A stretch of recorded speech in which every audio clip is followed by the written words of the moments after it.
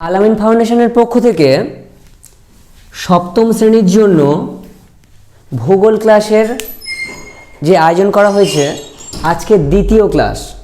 প্রথম ক্লাসে তোমরা প্রথম অধ্যায়ের কিছু পাঠ সম্পর্কে জেনেছো। আজকে দ্বিতীয় অধ্যায়ের মধ্যে রয়েছে ভূপৃষ্ঠে কোনো স্থানের অবস্থান নির্ণয়। ভূপৃষ্ঠে কোনো স্থানের অবস্থান নির্ণয়। আমরা পৃথিবীতে বাস করি, কিন্তু আমি সহজভাবেই এটুকু কখনো বলতে পারবো না যে আমি কোথায় অবস্থান করছি, কোন পয়েন্টে আছি। সেটা জানার জন্য আমাকে সঠিক অবস্থান জানতে হবে, আর সেই সঠিক অবস্থান জানার একমাত্র উপায় হলো সেই স্থানের অক্ষাংশ আর দ্রাঘিমাংশ জানা।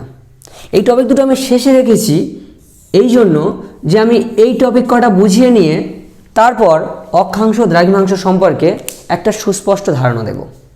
ঠিক আছে, তোমরা প্রত্যেকে পেন খাতা নিয়ে বসে পড়ো। যে টপিকগুলো ঠিক যেভাবে বলবো ফলো করো। অক্ষরেখা, দ্রাঘিমা রেখা, স্থানীয় সময়, প্রমাণ সময়, জিপিএস, প্রমাণ দ্রাঘিমা। ক্লাস 6-এ তোমরা অক্ষরেখা, দ্রাঘিমা রেখা সম্পর্কে সামান্য একটু ধারণা পেয়েছো, তবু আমি একটা চিত্রের মাধ্যমে পরিস্ফুট করে দিচ্ছি। তোমরা এই চিত্রটা সবাই খাতায় অঙ্কন করো। একটা বৃত্ত অঙ্কন করে এদিকে পূর্ব, পশ্চিম, উপরে উত্তর, নিচে দক্ষিণ। আচ্ছা, পূর্ব পশ্চিমে মাঝ বরাবর এই যে রেখাটা আমি টানলাম, এটার নাম কি বলো তো? নিরক্ষরেখা।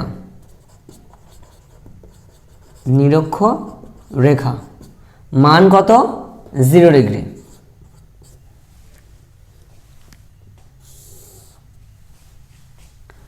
সাড়ে 23 ডিগ্রি উত্তর অক্ষরেখা, নাম কর্কট ক্রান্তি রেখা।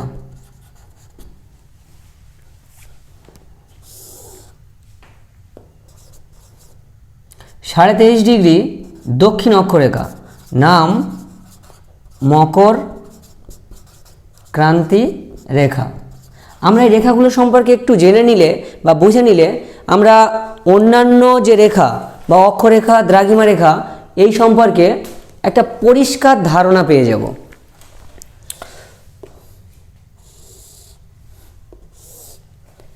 সাড়ে 66 ডিগ্রি উত্তর সুমেরু বৃত্ত রেখা। সুমেরু বৃত্ত রেখা। সাড়ে 66 ডিগ্রি দক্ষিণ কুমেরু বৃত্ত রেখা। এটা তো 90 ডিগ্রি উত্তর, 90 ডিগ্রি দক্ষিণ। এটা সুমেরু বৃত্ত, কুমেরু বৃত্ত। সবাই বুঝতে পারছো? আর উত্তর দক্ষিণে মাঝ বরাবর যে রেখাটা রয়েছে ওটাকে বলা হয় মূল মধ্যরেখা। উত্তর দক্ষিণে মাঝ বরাবর যে রেখাটা রয়েছে সেটাকে কি বলবো? মূল মধ্যরেখা। মূল মধ্যরেখার মান তোমরা ষষ্ঠ শ্রেণীতে জেনেছো 0 ডিগ্রি। তাহলে নিরক্ষরেখার মানও 0 ডিগ্রি আর মূল মধ্যরেখার মানও 0 ডিগ্রি। নিরক্ষরেখা কোন দিক থেকে কোন দিকে রয়েছে? পূর্ব পশ্চিমে বিস্তৃত। আর মূল মধ্যরেখা কোন দিক থেকে কোন দিকে বিস্তৃত? উত্তর দক্ষিণে। তাহলে আমি এই ড্রয়িং থেকে নিরক্ষরেখা আর মূল মধ্যরেখার সংজ্ঞা সম্পর্কে একটু জেনে নেব। নিরক্ষরেখা কাকে বলে? পৃথিবীর ঠিক মাঝ বরাবর, এটাকে আমরা পৃথিবী হিসাবে কল্পনা করছি। পৃথিবীর ঠিক মাঝ বরাবর পূর্ব পশ্চিমে অঙ্কিত, দেখো পৃথিবীর ঠিক মাঝ বরাবর পূর্ব পশ্চিমে অঙ্কিত কাল্পনিক বৃত্তাকার রেখাকে, এখানে সারা পৃথিবীতে কোথাও কোনো রেখা টানা নেই, কিন্তু আমরা আমাদের অবস্থান নির্ণয়ের সুবিধার্থে সমগ্র পৃথিবীতে অক্ষরেখা ও দ্রাঘিমা রেখার একটা জালক কল্পনা করেছি। তাহলে পৃথিবীর ঠিক মাঝ বরাবর পূর্ব পশ্চিমে বিস্তৃত যে কাল্পনিক বৃত্তাকার রেখা তাকে নিরক্ষরেখা বলে। আরেকটা কথা এখানে বলে রাখি, নিরক্ষরেখা পৃথিবীকে দুভাগে ভাগ করে। নিরক্ষরেখা পৃথিবীকে দুভাগে ভাগ করে। কি কি? মনে করো এখান থেকে যদি পৃথিবীকে কাটা হয়, দ্বিখণ্ডিত করা হয়, তাহলে কি হবে? এটা উত্তর দিক মানে উত্তর গোলার্ধ, উত্তর গোলার্ধ, আর এটা দক্ষিণ দিক, দক্ষিণ গোলার্ধ, গোলার্ধ। তাহলে নিরক্ষরেখা পৃথিবীকে কোন কোন গোলার্ধে ভাগ করে? উত্তর গোলার্ধ, দক্ষিণ গোলার্ধ। নিরক্ষরেখা পৃথিবীকে উত্তর গোলার্ধ, দক্ষিণ গোলার্ধ দুভাবে ভাগ করলো। ঠিক একইভাবে মূল মধ্যরেখা, মূল মধ্যরেখা পৃথিবীকে দুভাগে ভাগ করে। মূল মধ্যরেখা পৃথিবীকে দুভাগে ভাগ করে। কি কি? পূর্ব গোলার্ধ, পশ্চিম গোলার্ধ। দেখো মূল মধ্যরেখা বরাবর যদি পৃথিবীকে দ্বিখণ্ডিত করা হয়, তাহলে পূর্ব গোলার্ধ, পশ্চিম গোলার্ধ, পূর্ব গোলার্ধ আর পশ্চিম গোলার্ধ। বুঝতে পারছো সবাই? এবার আমি প্রথম টপিক, আজকের প্রথম টপিক অক্ষরেখা সম্পর্কে জেনে নেব। অক্ষরেখা হলো সেগুলি যেগুলি পূর্ব পশ্চিমে বিস্তৃত। অক্ষরেখা হলো সেগুলি যেগুলি পূর্ব পশ্চিমে বিস্তৃত। তাহলে অক্ষরেখার সংজ্ঞা আমরা এইভাবে বলতে পারি, এই পৃথিবীতে পূর্ব পশ্চিমে বিস্তৃত, পৃথিবীতে পূর্ব পশ্চিমে বিস্তৃত সমগ্র কাল্পনিক বৃত্তাকার রেখাগুলিকে বলা হয় অক্ষরেখা। যদি এটা 0 ডিগ্রি ধরি, এখান থেকে 1 2 3 4 করে 90 ডিগ্রি পর্যন্ত, 90 ডিগ্রি উত্তর, 90 ডিগ্রি দক্ষিণ, তাহলে এটা 0 ডিগ্রি নিরক্ষরেখা। নিরক্ষরেখা থেকে পূর্বে বা পশ্চিমে 1 ডিগ্রি 2 ডিগ্রি 3 ডিগ্রি 4 ডিগ্রি করে যতগুলো রেখা রয়েছে সবগুলোই অক্ষরেখা। বোঝাতে পারলাম? তাহলে অক্ষরেখার সংজ্ঞায় কি বলবো? পৃথিবীতে পূর্ব পশ্চিমে, দিকটা আমি লিখে দিই, পূর্ব পশ্চিম, পৃথিবীতে পূর্ব পশ্চিমে অঙ্কিত কাল্পনিক বৃত্তাকার, এগুলো সবই বৃত্তাকার রেখা। কারণ গোলাকার বস্তুর উপর, আমি সমতল বোর্ডের উপর একটা লাইন টানলে স্ট্রেট লাইন হয়, কিন্তু যদি একটা বলের উপরে তোমাকে সরলরেখা টানতে বলা হয়, তুমি সরলরেখা টানতে পারবে? সেটা এরকম বৃত্তাকার রেখায় রূপান্তরিত হবে, তাই না? তাহলে আমরা এই নিরক্ষরেখাটাকে এবার বৃত্তাকার রেখা, প্রত্যেকটা অক্ষরেখাই বৃত্তাকার, প্রত্যেকটা অক্ষরেখা বৃত্তাকার। সঙ্গে সঙ্গে তোমরা লিখে ফেলবে অক্ষরেখা কাকে বলে, অক্ষরেখার বৈশিষ্ট্য। বৈশিষ্ট্যের মধ্যে আমরা কি লিখব? যে অক্ষরেখাগুলি পূর্ব পশ্চিমে বিস্তৃত, 1 নম্বর বৈশিষ্ট্য। 2 নম্বর বৈশিষ্ট্য কি লিখব? প্রথম বৈশিষ্ট্য আমরা কি লিখলাম? অক্ষরেখাগুলি পূর্ব পশ্চিমে বিস্তৃত। 2 নম্বর বৈশিষ্ট্য কি লিখব? অক্ষরেখাগুলি বৃত্তাকার, অক্ষরেখাগুলি বৃত্তাকার। পরের বৈশিষ্ট্য কি লিখব? অক্ষরেখাগুলির আকৃতি, অক্ষরেখাগুলির আকৃতি মেরুর দিকে ছোট হয়, ছোট হতে থাকে। একটু দেখলেই বুঝতে পারবে যে মাঝখানের এই যে বৃত্তটা সবচেয়ে বড় বৃত্ত না? আর যত মেরুর দিকে যাব, এখানে যদি আমি কোনো একটা বৃত্ত কল্পনা করি, তাহলে সেটা মাঝখানের এই বৃত্তের তুলনায় ছোট হবে না? তাহলে যতই মেরুর দিকে যাব, সে আমি উত্তর মেরুর দিকে যাই বা দক্ষিণ মেরুর দিকে যাই, অক্ষরেখার আকৃতি ছোট হবে। আজকে প্রত্যেকটা অক্ষরেখা যদি আমি 1 ডিগ্রি অন্তর অন্তর অঙ্কন করি, তাহলে 0 ডিগ্রি থেকে 90 ডিগ্রি পর্যন্ত 90টা অক্ষরেখা হবে। একটু আগে বুঝিয়ে এলাম যে 23.5 ডিগ্রি উত্তর অক্ষরেখার নাম কি? কর্কটক্রান্তি রেখা। 23.5 ডিগ্রি দক্ষিণ অক্ষরেখার নাম কি? মকরক্রান্তি রেখা। এরপরে আমরা দ্রাঘিমা রেখায় চলে যাব। আচ্ছা, অক্ষরেখার আরেকটা পয়েন্ট দেওয়া যেতে পারে যে অক্ষরেখার আকৃতি যেমন মেরুর দিকে ক্রমশ ছোট হয়, তেমনি অক্ষরেখার মান এই যে 0 ডিগ্রি, 10 ডিগ্রি, 23.5 ডিগ্রি, এই যে মান, প্রত্যেকটা অক্ষরেখার একটা মান আছে না? মান ছাড়া কোনো অক্ষরেখা হয় না। প্রত্যেকটা অক্ষরেখার এই যে মান রয়েছে, দেখো অক্ষরেখার মান কিন্তু মেরুর দিকে ক্রমশ বাড়ছে। 0 থেকে বাড়তে বাড়তে উত্তর দিকে 90 ডিগ্রি উত্তর, 0 থেকে বাড়তে বাড়তে দক্ষিণ দিকে 90 ডিগ্রি দক্ষিণ। তাহলে অক্ষরেখার মান মেরুর দিকে ক্রমশ বাড়তে থাকে। বোঝা গেল? তোমরা এগুলো নোট ডাউন করে নাও। এরপর আমরা দ্রাঘিমা রেখা সম্পর্কে জানব। আচ্ছা, দ্রাঘিমা রেখাটা মূল মধ্যরেখার সাথে সামান্য সম্পর্ক রয়েছে। কারণ কি? মূল মধ্যরেখা আমরা জানি পৃথিবীর ঠিক মাঝ বরাবর উত্তর থেকে দক্ষিণে, উত্তর দক্ষিণ। মূল মধ্যরেখা পৃথিবীর ঠিক মাঝ বরাবর উত্তর দক্ষিণে বিস্তৃত। ঠিক আছে? এবার দ্রাঘিমা রেখাগুলো সম্পর্কে জানব। দ্রাঘিমা রেখাগুলো এইভাবে বিন্যস্ত হয়েছে। প্রত্যেকটা দ্রাঘিমা রেখা উত্তর মেরু এবং দক্ষিণ মেরুতে ছেদ করে। কি বললাম? প্রত্যেকটা দ্রাঘিমা রেখা উত্তর মেরু এবং দক্ষিণ মেরুতে ছেদ করে। প্রত্যেকটা দ্রাঘিমা রেখা উত্তর মেরু বিন্দু এবং দক্ষিণ মেরু বিন্দু প্রত্যেকটা দ্রাঘিমা রেখা ছেদ করেছে না? এই জন্য দ্রাঘিমা রেখাগুলি আর বৃত্তাকার নয়। 1 নম্বর পয়েন্টে লিখব কি? দ্রাঘিমা রেখাগুলি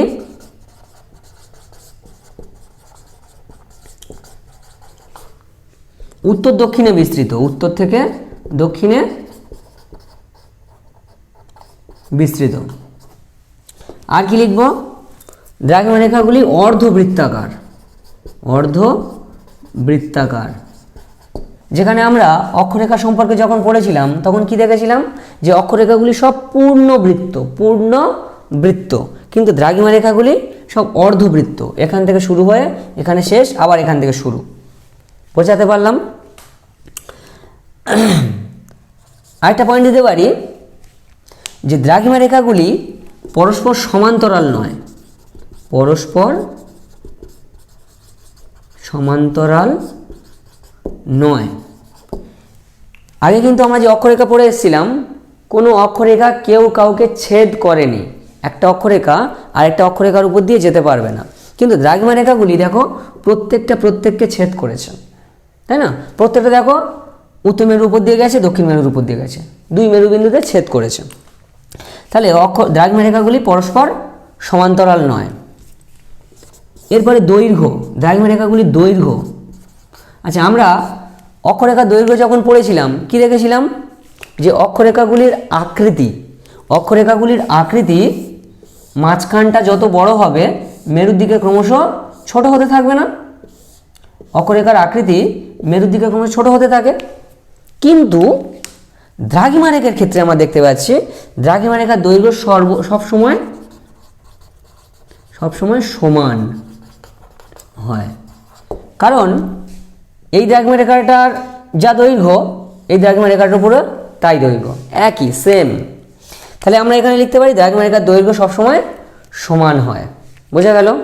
তাহলে আমরা অক্ষরেখার দৈর্ঘ্য বা অক্ষরেখার বৈশিষ্ট্য সম্পর্কে আর দ্রাঘিমা রেখার বৈশিষ্ট্য সম্পর্কে ধারণা ক্লিয়ার হলো। ঠিক আছে? এরপর আমরা চলে যাব স্থানীয় সময়।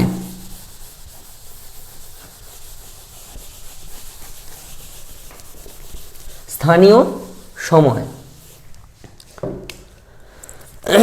আচ্ছা, এর আগে আমি কয়েকটা কথা বলে নিই যে আমাদের পৃথিবীর 2টো গতি আছে না? কি কি গতি? আবর্তন আর পরিক্রমণ। আবর্তন গতি মানে কি? পৃথিবী নিজের চারদিকে ঘুরবে, আর পরিক্রমণ গতি মানে পৃথিবী সূর্যের চারদিকে ঘুরবে, তাই তো? তাহলে পৃথিবী সূর্যের চারিদিকে কোন দিক থেকে কোন দিকে ঘোরে? একটা দিক আছে তো, যে এই দিক থেকে এই দিকে ঘোরে। তাহলে তোমরা মনে রাখবে পৃথিবী সূর্যের চারিদিকে পশ্চিম থেকে পূর্ব দিকে ঘোরে, অর্থাৎ ঘড়ির কাঁটার ঠিক উল্টো দিকে। আমরা দেখতে পাই ঘড়ির কাঁটা ঠিক যেদিকে ঘুরছে, ঘড়ির কাঁটা যেদিকে ঘুরছে ঠিক তার উল্টো দিকে ঘোরে। বোঝাতে পারলাম? তাহলে দ্রাঘিমা রেখা, এই যে দ্রাঘিমা রেখাগুলো দেখালাম একটু আগে, এই দ্রাঘিমা রেখার পরিবর্তনে সময় পরিবর্তন হয়। কারণ পৃথিবী পশ্চিম থেকে পূর্বে ঘুরছে, এটা পশ্চিম দিক, এটা পূর্ব দিক। তাহলে পৃথিবী ঘুরছে কেমন? এইভাবে। বোঝাতে পারলাম? প্রত্যেকটা দ্রাঘিমা রেখা অনুযায়ী সময় পরিবর্তিত হয়। এবার স্থানীয় সময় সম্পর্কে যদি আমি একটু জানতে চাই যে স্থানীয় সময় কাকে বলে, তোমার প্রশ্নটা লিখে ফেলো যে স্থানীয় সময় কাকে বলে। একদম সহজভাবে বুঝিয়ে দিচ্ছে। প্রতিটি দ্রাঘিমা রেখা অনুযায়ী প্রত্যেকটি দ্রাঘিমা রেখা অনুযায়ী যে সময় নির্দিষ্ট হয়, যে সময় নির্দিষ্ট হয়, প্রতিটি দ্রাঘিমা রেখা অনুযায়ী যে সময় নির্দিষ্ট হয় তাকে স্থানীয় সময় বলে। বুঝতে পারলেন? এরপর আসছে প্রমাণ সময়। প্রমাণ সময় একটু মনোযোগী হয়ে শুনবে সবাই, প্রত্যেকে, যে প্রমাণ সময় স্থানীয় সময়ের থেকে একটু আলাদা। প্রমাণ সময় যেমন আমরা জানি ভারতের প্রমাণ দ্রাঘিমা, ভারতের প্রমাণ দ্রাঘিমা, প্রমাণ দ্রাঘিমা। আচ্ছা, যদি এরকম হতো যে ভারতের একদম উপরে জম্মু কাশ্মীর আর নিচে তামিলনাড়ু, ভারতের একদম উপরে জম্মু কাশ্মীর আর নিচে তামিলনাড়ু, যদি ভারতের মধ্যে একাধিক সময় প্রচলিত থাকতো, তাহলে একটা ব্যক্তি যে সময়ে তার নির্দিষ্ট কাজের উদ্দেশ্যে বেরোতো, সেই জায়গায় গিয়ে পৌঁছে দেখতো অলরেডি সে ভুল সময়ে পৌঁছেছে। ঠিক আছে? মনে করো এটা 0 ডিগ্রি মূল মধ্যরেখা, এদিকে পূর্ব দিক, পশ্চিম দিক, তাহলে এদিকে সময় বাড়ছে, এদিকে সময় কমছে। ঠিক আছে? তাহলে পূর্ব দিকে এগোলে আমরা আমাদের সময় প্লাস হয়, এগোতে থাকে, আর পশ্চিমে এলে সময় মাইনাস হয়, যেহেতু পশ্চিম থেকে পূর্বে পৃথিবী ঘুরছে। মনে করো এটা 10 ডিগ্রি 20 ডিগ্রি অক্ষরেখা।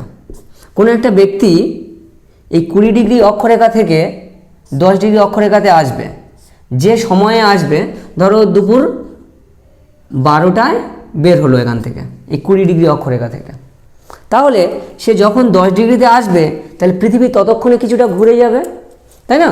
তাহলে 12 ডিগ্রি থেকে আরও কম সময়ে বা একটা নাগাদ ওখানে এসে পৌঁছে যাবে, তাই তো? সে পৌঁছাতো একটা নাগাদ, ধরো এখানে তার একটা ট্রেন বা জাহাজ কিছু একটা ধরার কথা ছিল, ধরো 12:30টায়, 12:30, তাহলে সে সেটা কি আর ধরতে পারবে? অলরেডি সময় পেরিয়ে চলে গেছে। তাহলে এই যে সমস্যা, এই সমস্যাটা এড়ানোর জন্য, এই সমস্যাটা এড়ানোর জন্য প্রমাণ দ্রাঘিমা, প্রমাণ দ্রাঘিমা কথাটা আমরা প্রয়োগ করি। কিভাবে? কোনো একটি দেশের মাঝ বরাবর, মনোযোগ দিয়ে শুনবে, কোনো একটি দেশের মাঝ বরাবর একটা দ্রাঘিমা রেখাকে নির্দিষ্ট করে নেওয়া হয়। কোনো একটি দেশের মাঝ বরাবর একটা দ্রাঘিমা রেখাকে নির্দিষ্ট করে নেওয়া হয়। মনে করো এটা ভারত, ভারতের নিচের দিকটা একটু অঙ্কন করলাম, ঠিক মাঝ বরাবর একটা রেখাকে নির্দিষ্ট করে নেওয়া হয়েছে, মাঝ বরাবর একটা দ্রাঘিমা রেখাকে নির্দিষ্ট করে নেওয়া হয়েছে। ওই রেখা অনুযায়ী সমগ্র দেশ তার সময় নির্ধারিত হবে। কিভাবে? ভারতের প্রমাণ দ্রাঘিমা হচ্ছে 82 ডিগ্রি 30 মিনিট পূর্ব, ভারতের প্রমাণ দ্রাঘিমা 82 ডিগ্রি 30 মিনিট পূর্ব। বোঝা গেল? তাহলে ভারতের এই দ্রাঘিমা রেখা অনুযায়ী নির্ধারিত যে সময়, সমগ্র দেশ সেই সময় মেনে চলবে। বোঝাতে পারলাম?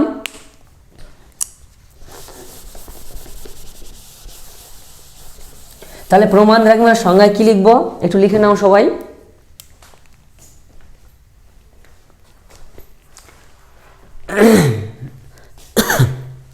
প্রমাণ দ্রাঘিমার সংজ্ঞায় তোমরা এইরকমভাবে লেখো, খুব সহজভাবে বলে দিচ্ছি তোমাদের, যে কোনো দেশের একাধিক দ্রাঘিমা রেখা থাকা সত্ত্বেও বা কোনো দেশে একাধিক দ্রাঘিমা রেখা থাকলে যে সময় সংক্রান্ত অসুবিধার সৃষ্টি হয়, সেই অসুবিধা মেটানোর উদ্দেশ্যে কোনো দেশের মাঝ বরাবর একটি দ্রাঘিমা রেখাকে নির্দিষ্ট করা হয়, সেটাকে বলা হয় প্রমাণ দ্রাঘিমা। সেটাকে কি বলা হয়?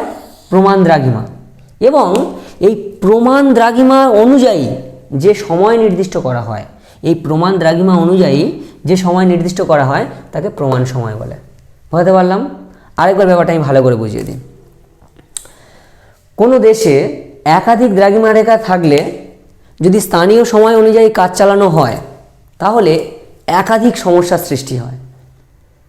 এই সমস্যাগুলি সমাধানের উদ্দেশ্যে কোনো দেশের মাঝ বরাবর একটি রেখাকে নির্দিষ্ট করা হয়, তাকে প্রমাণ দ্রাঘিমা বলে।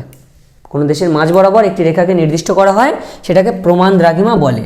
এই প্রমাণ দ্রাঘিমা অনুযায়ী যে সময় নির্দিষ্ট করা হয় তাকে প্রমাণ সময় বলে। বোঝা গেছে ব্যাপারটা? ঠিক আছে, আজকে ক্লাসটা এই পর্যন্ত থাক।